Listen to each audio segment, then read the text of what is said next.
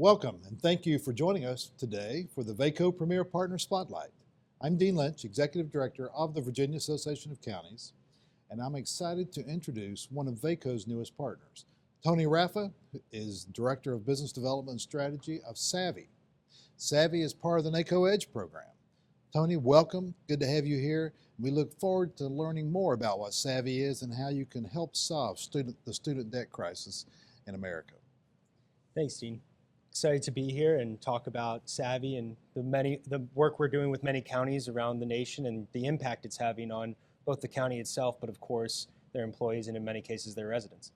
Tony, as we begin this conversation, give me a little background on yourself. How long you've been with Savi, and what is the student debt crisis going on right now? Thank you, Dean. I have spent my life working in the nonprofit and social sector, trying to find places where we can improve systems and really have an impact on people, and that has been great within the world of Savi as well, which I've been with Savi for over 3 years. Savi's been around since 2017, and we're a public benefits corporation made to really help people navigate and understand student debt, what their options are and their best paths forward to find financial freedom, to find impact, and for county employees to even find forgiveness as a reward for their service to the government. You know, Tony, before we started this conversation, you and I were chatting a little bit, and I think you are a real beneficiary of Savi. Tell us a little bit about that. Yeah. Tell me a little story. Of course. You know, for many of us at Savi, part of how we came to this space, a lot of us came directly from, again, myself, I was in the nonprofit space. My co-founders were on the policy side of things. And a lot of us were dealing with student debt ourselves, and we were hearing about so many people dealing with student debt, and we needed help ourselves. And so we started to navigate these systems, and we saw just how challenging it was to navigate these systems and find the best path forward. And so, you know, to some level, we got into it for a little bit of selfish reasons, but after seeing the challenges, even between all of our degrees, not being able to understand the best path forward, we really dug in, figured out how to solve these problems, and created a system solution to really make it easy for people to understand. So for myself, you know, me and my wife, we were struggling with her student debt. She went to Medical College of Georgia. She had to take out $250,000 of student debt to get her medical degree and become a doctor.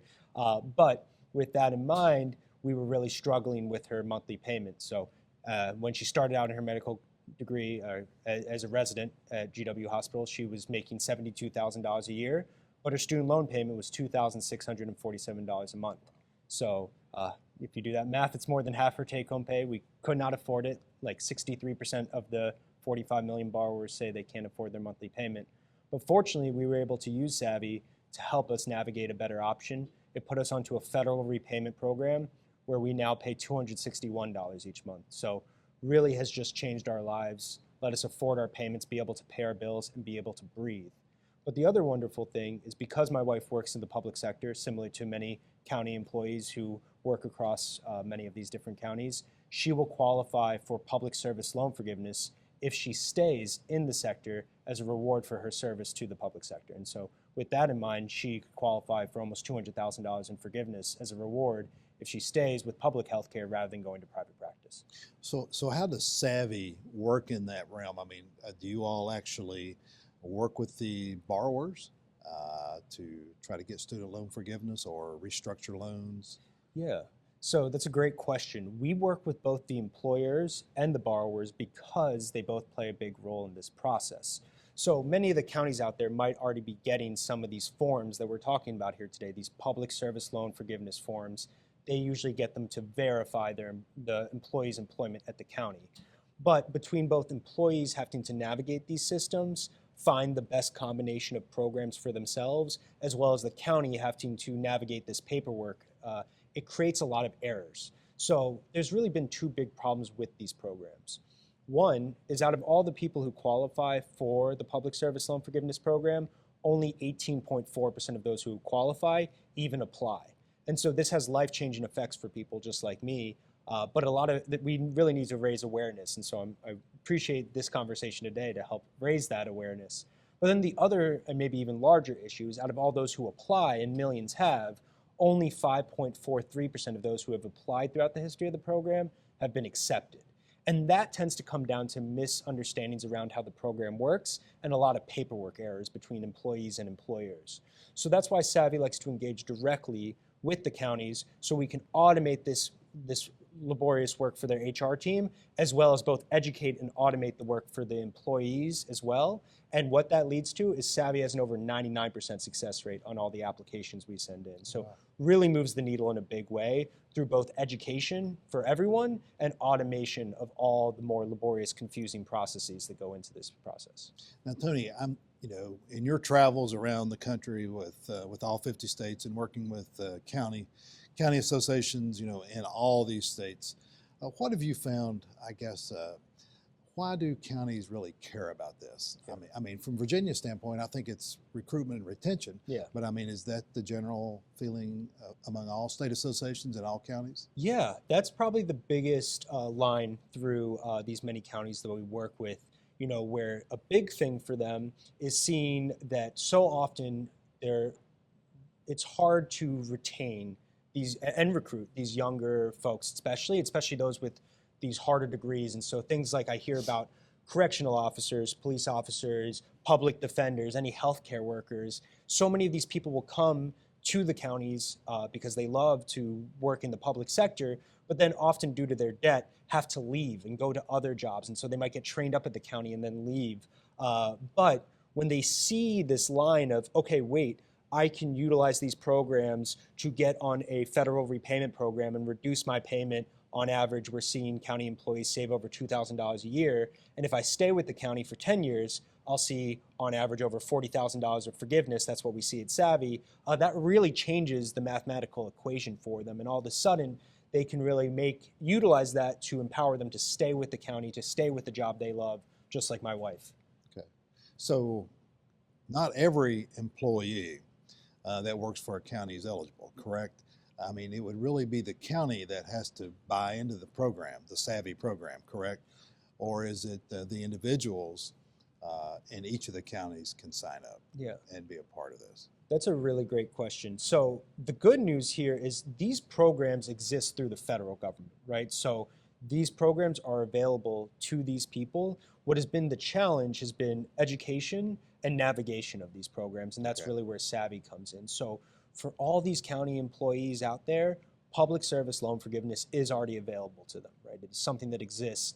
And what we are really here to do is to help make sure that becomes an actuality and to increase that 5% success rate up to that 99% success rate. So when you broker these deals, I guess, with the federal government on behalf of employees, the counties have to sign up and be a part of Savi, don't they? Or their employees are not eligible for you to work with. Is that right? Correct? Exactly. And the reason we do it that way is because the county does play a role in this process. And so when we can automate that role for the county, it both saves them a lot of time and headache, but more importantly, it also helps drastically increase that success rate on these applications. Now, Tony, I know all this service is not free. Yeah. So how do you make a living?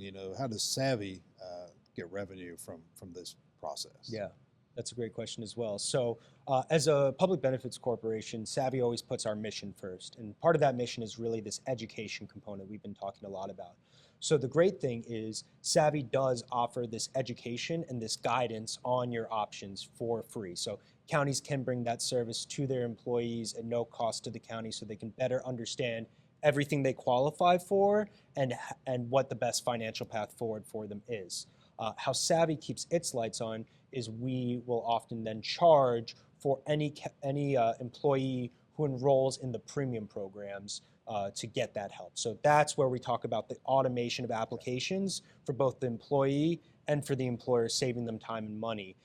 So employees get that education for free, and that way only the employees who will benefit from these programs and see that big impact will then enroll, and then the county is only paying for those who are getting this benefit, again, on average saving over $2,000 a year. Tony, I think I've asked all the questions that I can think of. I just need to know how soon can I sign up for this program for our employees here. Yeah. But is there anything else that we are missing that you want to tell our Virginia counties about Savi?